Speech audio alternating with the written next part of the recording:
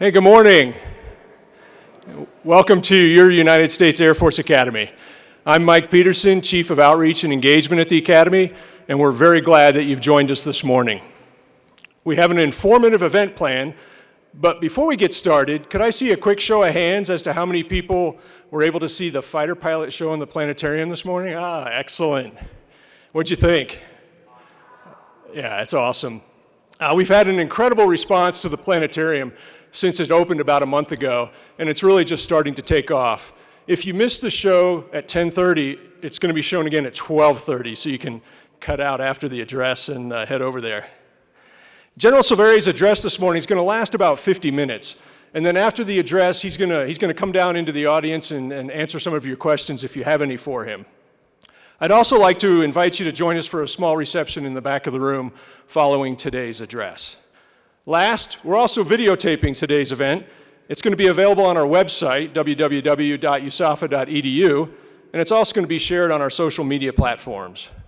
And now we're ready for the State of USAFA address. Please join me in welcoming the 20th Superintendent of the United States Air Force Academy, Lieutenant General Jay Silveria. Thanks, Mike. Thank you. Thanks. Thank you very much. Thank you. Thank you. Please. I have to admit, I feel like I'm interrupting. There was nice jazz music going on. There was nice mingling going on, and so I feel like I'm interrupting the bar scene. So, thank you. Thanks everyone for coming today, and welcome to the United States Air Force Academy. I'm planning on discussing the past year that we've had, as well as looking forward to the next year. If you've already been part of this community, and you're a graduate, or you're connected to the Academy somehow, or if you visited us once before, then certainly welcome back. If you're the first time here at the Academy and first time at the Air Force Academy or new to Colorado, the faculty, the staff, then certainly welcome. As Mike mentioned, what we're doing here is going to be taped and it'll be available on the website. So let me also take an opportunity to say welcome to those that are watching from their home or perhaps from the workplace a little bit later. Thank you for tuning in and thank you for watching. For those of you who haven't met, I'm Lieutenant General Jay Silveria, and I'm the 20th Superintendent of the United States Air Force Academy, and it's certainly a pleasure for me to talk about my alma mater, and it's a privilege for me to be here as the leader of my alma mater. It is certainly a privilege. This upcoming August, I'll pass the 2-year mark of being here as the superintendent. It's been an amazing, rewarding, and incredibly fast-paced 2 years. And I think you'll get a glimpse here in the next few minutes as I cover some of the successes that we've had, as well as some of the challenges here at the Air Force Academy. I also think it's important that this continues to be an open dialogue. As an academic institution and as a military institution, it's important as commanders and as a leader in higher ed that we are open and we're transparent. As Mike mentioned, I'll come down and certainly talk to anyone who has any questions after, but you can also get a question to me at any time. So with that, let's get started. So next slide, please. So each year at our Academy, right around the first week of April, we celebrate our Founders Day. And it's a perfect time for us to look back and talk about the state of our Academy. On April 1st, 1954, President Eisenhower signed the Air Force Academy Act, setting into motion the creating of the campus that we're in today. And in June of 1954, the Secretary of the Air Force, Harold Talbot, selected Colorado Springs. And we're certainly glad that he did. Construction began almost immediately, and I have to tell you, on my wall in my office, I have one of the original architectural renderings of what the Academy was going to look like before even the first bit of dirt was turned over. And I keep that on my wall as a reminder of, are we meeting the vision that was intended, just like that architect made that original drawing? Are we meeting what this place is supposed to be? What it was supposed to accomplish for our Air Force, and what it was supposed to accomplish for our nation. Our founders had a vision of this place that it would prepare officers to solve complex problems of modern warfare. As far back as 1918, there was always a call for an aeronautical academy that is the backbone of the air service. And General Harmon, he's pictured on the far right, his vision was a demanding program of military training, academics, athletics, and character development. But unlike the campus layout and the buildings that are around, whether or not we have met his vision isn't visible when you look out across the terrazzo. Because it's our mission of producing leaders of character, the capabilities and the qualities of these graduates, and the potential that they add to the United States Air Force. In 1955, 306 cadets began training at Lowry Air Force Base as the class of 1959.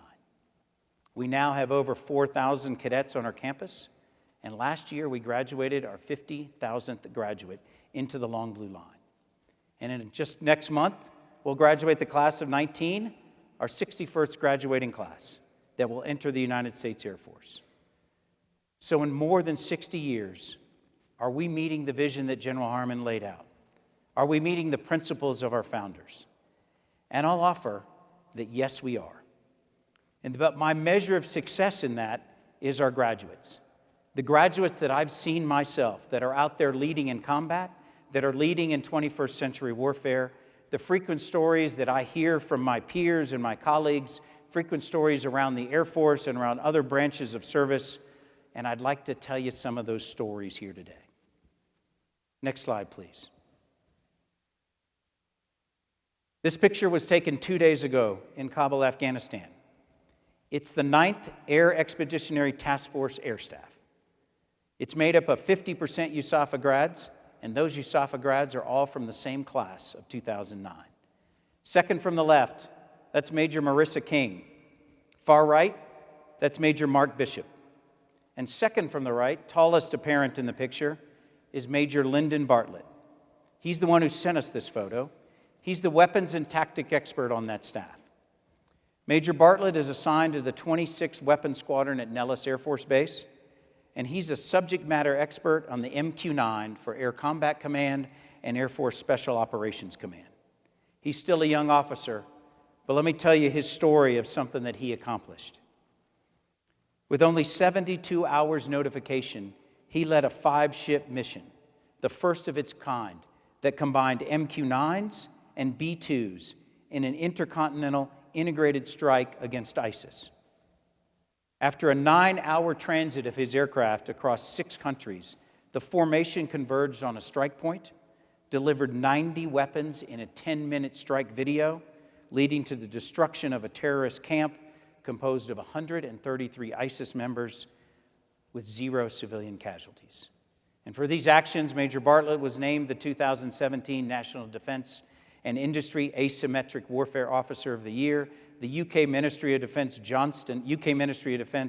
also awarded him the Johnston Memorial Trophy winner. Remarkable accomplishment. Next slide, please.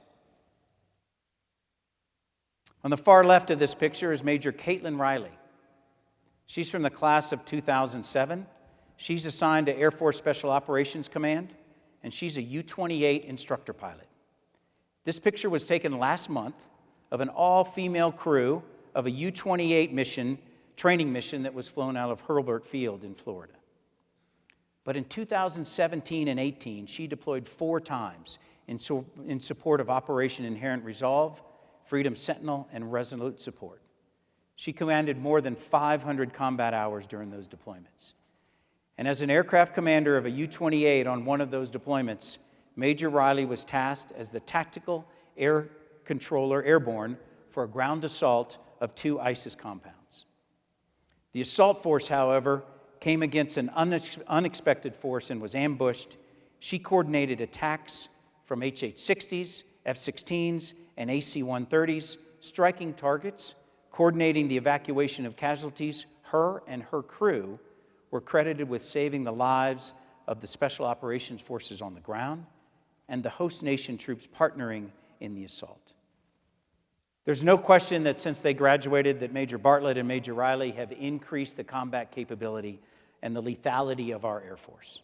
They're examples to our cadets and standards for all of us to look at what we expect of our graduates. And those are certainly extraordinary heights. But forgive the pun, speaking of extraordinary great heights, how about one more graduate story, Colonel Nick Hague. A class of 1998 graduate. He's 250 miles above us right now on the International Space Station. He's the 42nd graduate to go into space. And some of you may recall that last fall in October, that Nick's flight in October 11th, his Russian crewmate, they survived the first aborted launch of a Soyuz capsule in more than 30 years. Nick's performance in training was lauded by the head of the Russian Space Agency. He had to become fluent in Russian to pilot that Soyuz spacecraft. But Nick was ready to go again immediately. Moments after his reunion with his family, he said he was prepared to go again. And so Nick had his first flight in space the second time. And on March 15th, Nick and his crewmates launched the International Space Station. Next slide, please. Nick has conducted 2 spacewalks. His first was install new batteries on the solar power system, and he did it with a fellow astronaut, Ann McClain, turns out to West Point graduate. And in the midst of his hectic schedule, his spacewalks and research, he made a video for us that we shared last week on our Founders Day. So let's go ahead and play that video, please. It's a remarkable entrance, by the way.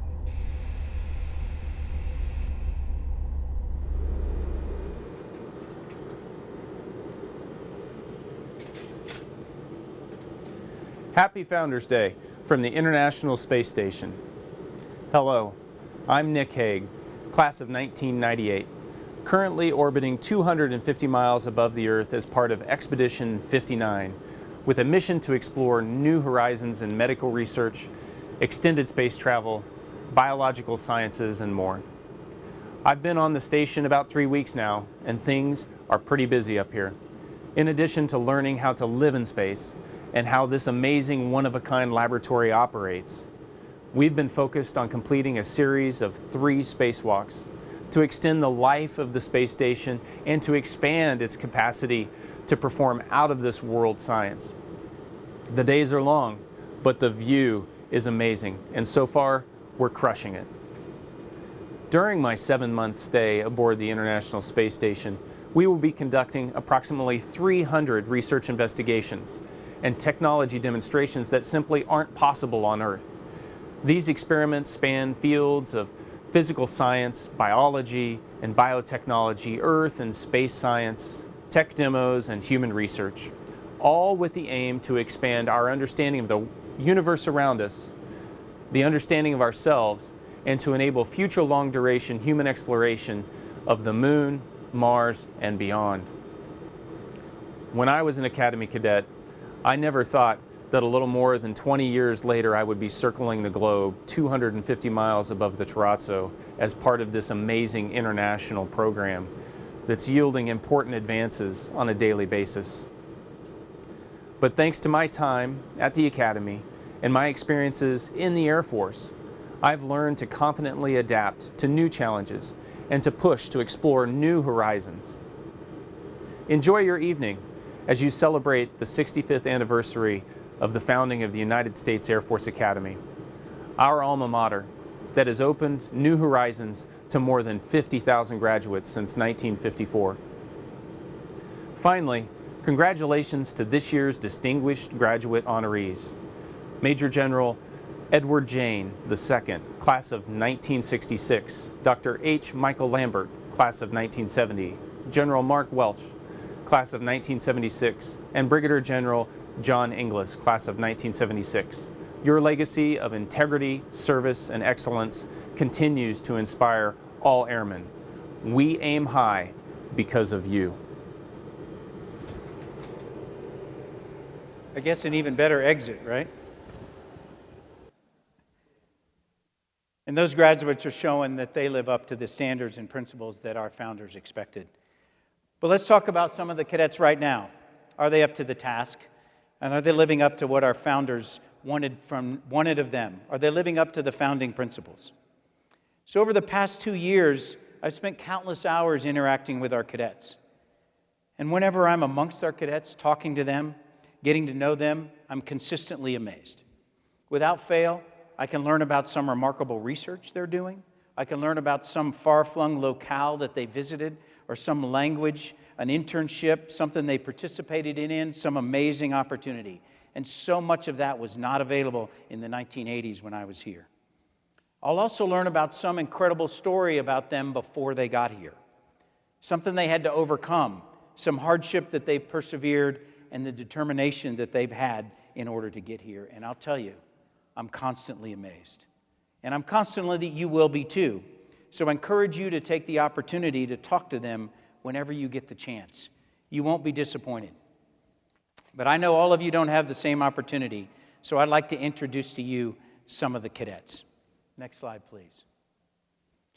This is Cadet Kyle Hake, class of 2019. He's a physics major and a minor in nuclear weapons and strategy. This year, he was named the Cadet of the Year for 2018, the most outstanding cadet of all commissioning sources in the Air Force over the academic year. He's pictured here receiving the award from our Vice Chief of Staff, General Stephen Wilson. Next slide, please. But not only that, Kyle's a captain on the hockey team, and he's a two-time academic All-American. And Kyle represents the determination and the academic excellence that we want from all of our cadets. Next slide, please. Last year, we were proud to announce that Jesse Singh, who's now a second lieutenant, became the 39th Air Force Academy cadet to be named a Rhodes Scholar. This year, we doubled that. And we had 2 of the 32 nation's top students, 2 Rhodes Scholars from the United States Air Force Academy. Pictured here is Cadet James Braun and Cadet Madison Tung. James is from Huntsville, Alabama, and majors in computer science and minors in Chinese. He spent an internship at the National Security Agency, and at Oxford, he plans on pursuing a degree in computer science. Madison is from Santa Monica, California, majored in mathematics and humanities and minored in Chinese. She's also pursuing a master's in computer science, but also global governance and diplomacy. Next slide, please.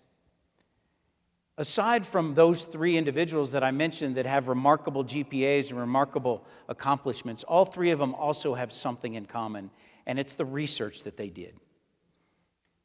James, as I mentioned, he did some research, groundbreaking research on quantum computing, an intersection of cybersecurity and computer science, and has a patent pending with the U.S. Patent Office.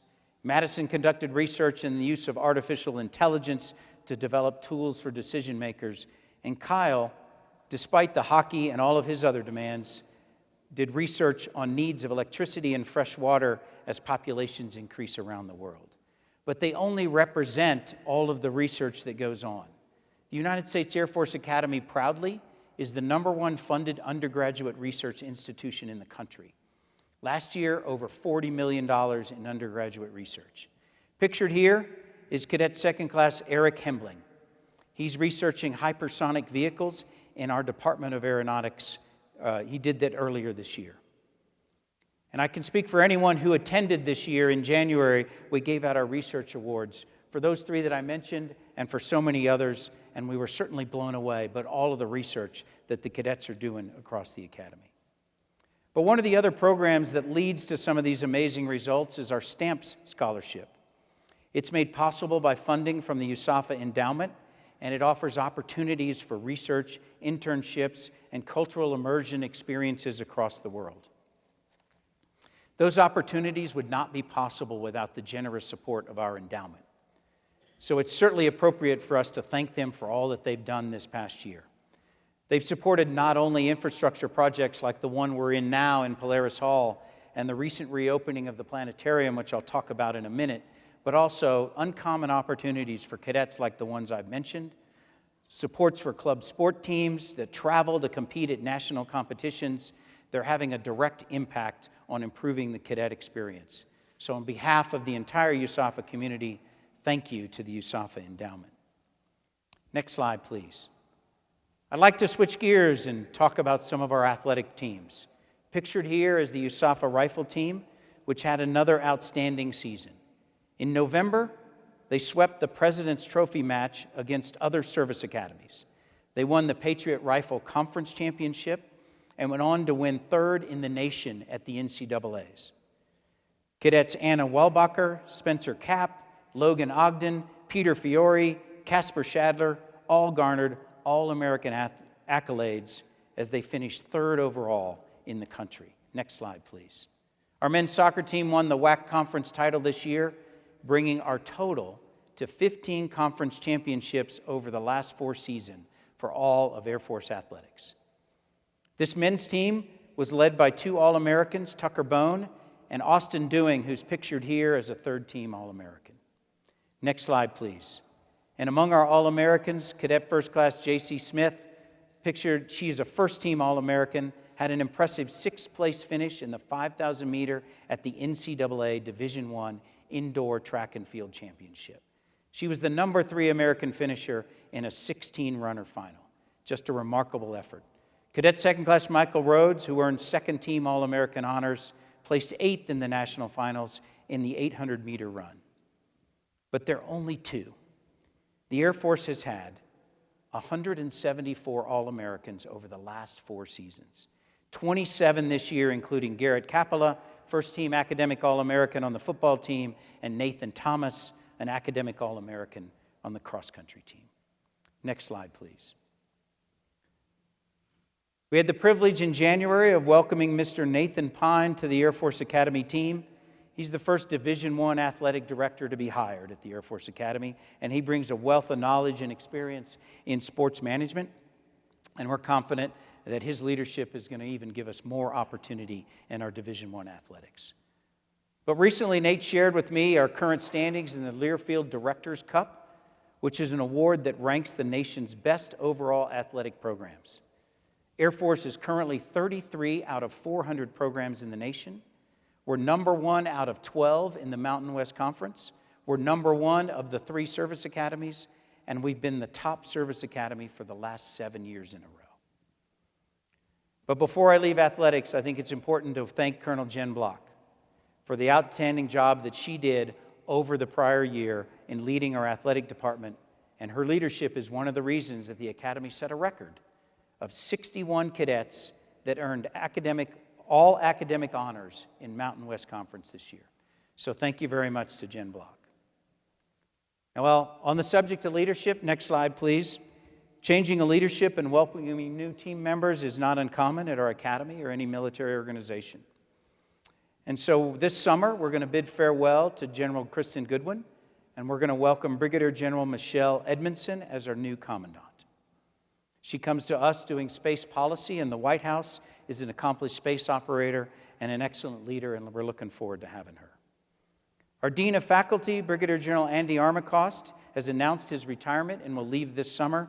Certainly the irreplaceable Andy Armacost will be hard to find someone to fill that seat, but we're in the process of hiring a dean right now, and I'll certainly make that announcement as soon as we know who the new dean is. Not pictured here, but our 10th Air Base Wing Commander, Colonel Sean Campbell, is concluding his 2 years as a commander, and we've recently announced that Colonel Brian Hartless, a civil engineering professional, will immediately be put to work when he takes command in June. Our command chief and my wingman, Chief Master Sergeant Rob Boyer, is retiring this summer after a 31-year career, and we'll be welcoming Chief Master Sergeant Sarah Sparks to our leadership team. As far as I know, the superintendent isn't going anywhere, so you can wish me luck with all of the leadership changes. There certainly is some nervous excitement around about those leadership changes, and it's a reminder to me that none of this happens without a team. Our people are expert professionals, and I'm honored every day to be surrounded by outstanding leaders, faculty, staff, and coaches that do remarkable work. And it's the responsibility of that leadership team to set the tone and be the example on our culture and climate across the academy. Next slide, please. The release of the sexual assault and harassment report, known as the SH&V, on January 31st was a stark example of the need for leadership vigilance. And I'll be very direct here. I was disgusted by the report. I was disgusted by the results of the report, and it's unacceptable for the United States Air Force Academy. And pictured here, you can see that I was asked to testify in front of Congress with the other superintendents to talk about what we're doing to confront these issues and to share with Congress any needs that we have and ways that we're getting after this issue. Things that we've done in the last year, we hosted a Pathways to Thriving Summit, which was the first time we had ever assembled at the Academy survivors of sexual assault in order to get their ideas, in order to look forward proactively at ways that we can take this on. And this year we're going to host a Pathways to Prevention Summit ways to focus on prevention across the cadet wing. And we'll be looking for everyone's ideas on ways to prevent sexual assault, sexual harassment, and that kind of violence. On April 24th, a first time, you're going to see the cadet wing wearing jeans that day. This is Worldwide Sexual Violence Awareness. It's called Denim Day, and we'll celebrate it. We'll celebrate the awareness with a number of universities across the country. And we're showing support of survivors of all forms of sexual violence and our commitment to change. This campaign started over a ruling where a rape conviction was overturned because justices felt that since the victim was wearing a certain type of jeans, that somehow implied consent. We find that abhorrent. We want to be part of this national conversation because there is no excuse, there's never an invitation to harass, abuse, assault, or rape. We're looking forward to that day. Next slide, please. And last week, I was at the United States Naval Academy for a summit. Over 2 days, we had leaders from across the nation. We had higher education community represented by 120 universities.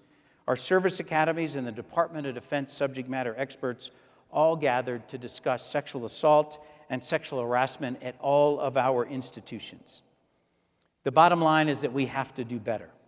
USAFA will remain a place of dignity. But that summit also reminded me of a number of things. And it is my intention as the commander of the Air Force Academy that we intend to lead in this area. And we are leading. There's material that we teach here that a number of universities are asking for and seeking from us. There's organizational changes that we've made that other universities are asking us about and want to emulate. Members of Congress are evaluating policies that we put in place and looking to put them broader across the Department of Defense. In the coming next month or two, you'll see an article published by me on how we manage sexual assault survivor cases. And that'll be published to show how we do that as another example of how we're leading in this subject matter, but also that I expect to lead. It's been a busy year in so many ways, and certainly our physical changes around the academy are no exception. So next slide, please. It may not be a point of a physical change or a construction project, but I'd like to make an announcement today. Our airfield, which if you drive along Stadium Boulevard on your way and you pass the airfield, you'll see a very nondescript sign that says Airfield. It's driven me crazy ever since I've been here. We're going to rename that airfield in honor of General Benjamin O. Davis. He was the first combat commander of the all-black fighter squadron and fighter group during World War II of the famous Red Tails. But as important for us, General Davis played a crucial role in the Academy's history on the Association of Graduates Board of Trustees and the Falcon Foundation, helping us address the high attrition rate in the 70s and personally involving himself in improving USAFA's climate of inclusivity.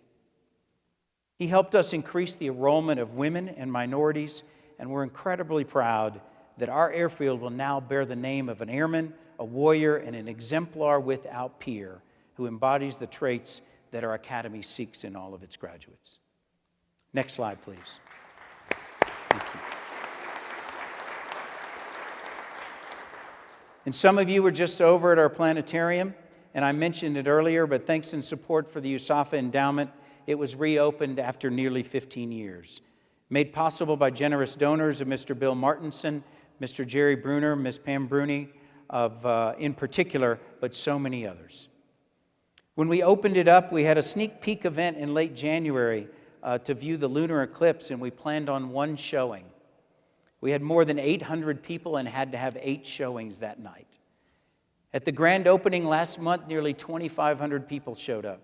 So far, just in 1 month, we've welcomed nearly 3,400 people to the planetarium, including 1,400 over the recent spring break. Next slide, please. That initial success is certainly a sign of great things to come, and it's part of many planetariums across the country that are being modernized as educational tools to deliver our curriculum, but also for STEM outreach to audience of all ages. In fact, Nick Hague, the astronaut mentioned earlier, remembers sitting in the planetarium on a visit to the academy as a young boy. And so we're hoping to inspire so many young men and women just like Nick Hague that you saw in the video. Next slide, please. Another project that we're excited about is the Center for Cyber Innovation. It will include approximately 100 industry partners that are actively engaged in Air Force projects in cyber and in collaboration with Air Force operators and also with cadets. And the facility, we expect to break ground on that early next year. And it will be designed to facilitate public and private partnerships and direct cadet interaction. Next slide, please. First, let me point out that this picture was taken by one of our incredibly talented cadets, Cadet First Class Tim Ward, and you can find his work online, Tim Ward. He took this picture, and he has so many others. He's a remarkably talented young man who takes incredible photos. We know the chapel is one of our most iconic structures in the state, and in fact, one of the most iconic structures in the nation. And I know the status of the chapel is certainly interest to many of you and many throughout the community. Unfortunately, the repair of the chapel has been deferred as the Air Force looks for ways to secure extra funding. As many of you know, some of our Air Force bases, Tyndall Air Force Base and Offutt Air Force Base, have been forced to take on major repairs after some natural disasters. And so some of that funding from our chapel has been diverted for that. And certainly recognize that operational needs will come before our chapel, and we know that the Air Force will get to our chapel eventually. But she stands proud, and we look forward to all of the visitors that will continue to come visit our chapel. Next slide, please. At this event last year, we announced a project to build a new visitor center at our Northgate area.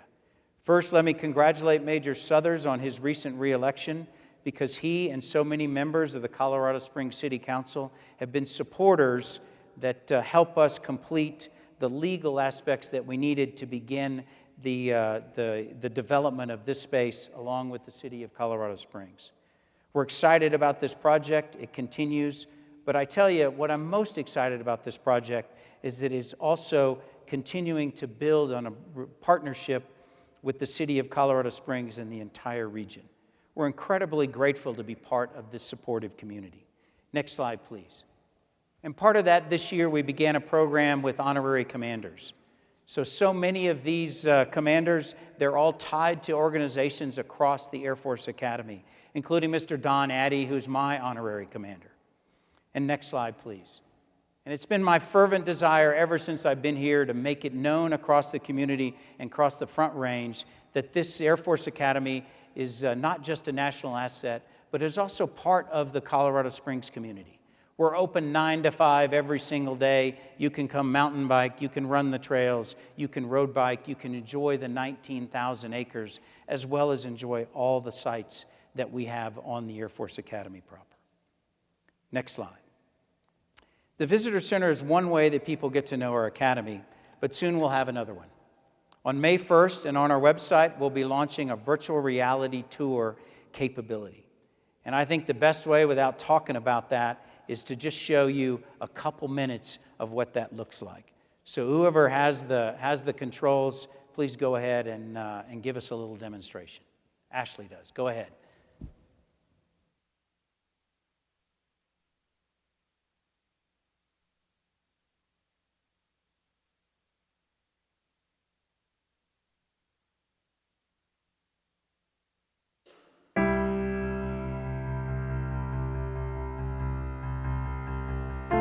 I'm sorry, say request again. 5 Golf Mike, actually amend altitude to descend and maintain 1000.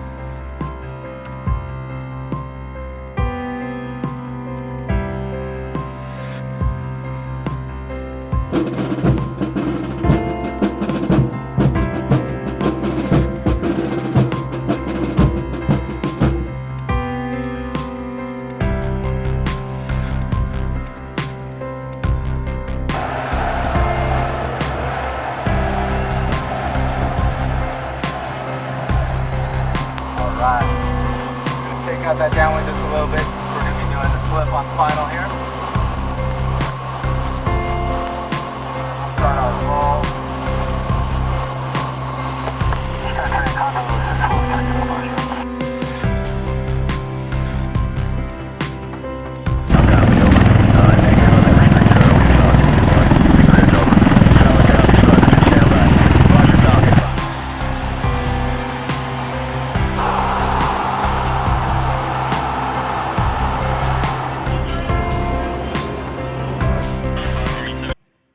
Just a little bit since we're going to be doing the slip on final here.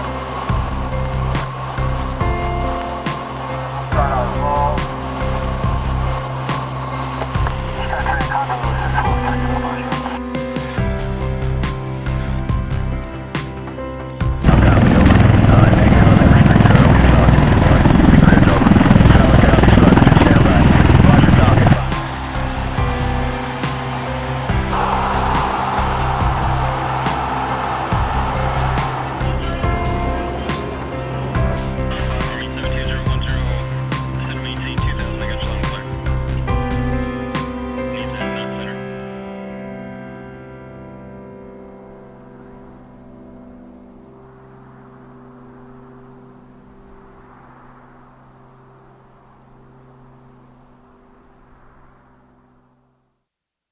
I think that's pretty nice. Thank you. Next slide, please.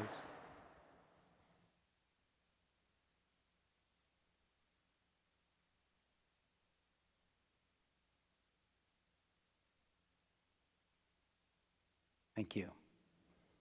One of the favorite aspects of being the superintendent is the opportunity to get out and meet our grads, our parents, our supporters, partners, community members, and tell our story. And much of what I said today is all things that I tell all of those groups when I get out.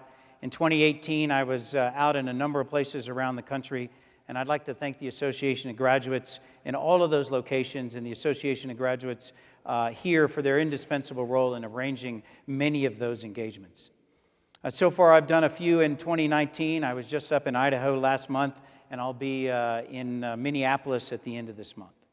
And whether or not I'm out there to see you in person in many of the locations, I'd ask our grads and our parents to please stay engaged and see what's going on at the Academy. And there's a lot of ways to follow that.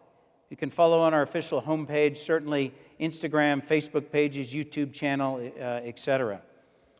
This is my Instagram page. You can see in the bottom right pictured as I'm watching the cadets in the Space Operations Center.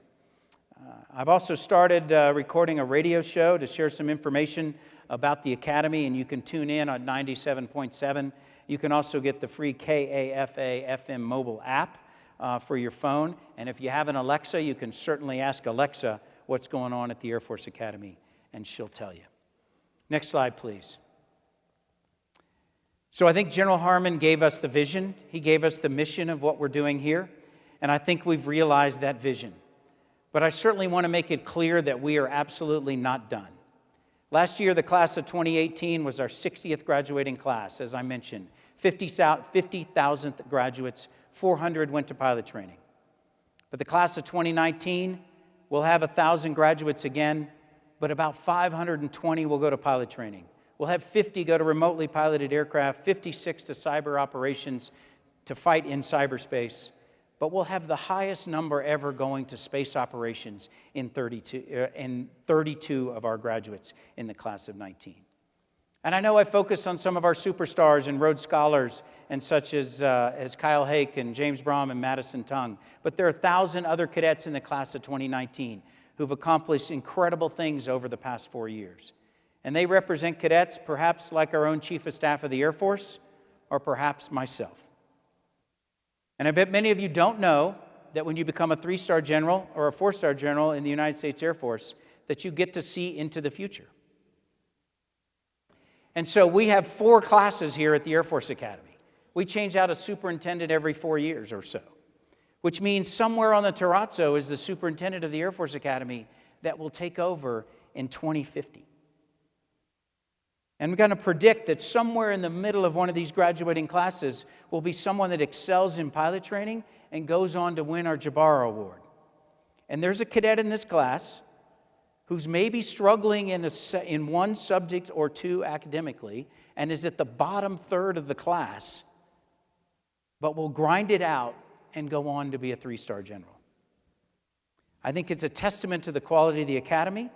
I think it's a testament to the quality of our faculty and our staff and our coaches that are among the best in the nation, and to our cadets who have come here to become officers and serve our nation. I'm just as confident in the rest of the class of 2019 as I am in those superstars. So I'll close by saying that the state of USAFA is strong. We are realizing that vision, but not in what we have accomplished, but in what we will and our graduates will accomplish. The real vision is that we will always be looking forward. We will always be looking to what's next on the horizon. We aren't done, and we will never be done. To our graduates, we need you. Stay involved. Your voice is valued. And to our community, thank you for being here. We love being in the Colorado Springs area, and we love being part of the Colorado Springs and Front Range communities. Thanks again for everyone for showing up. And what I will do now is wander out and certainly be ready to answer anyone's questions. Thank you all for coming today.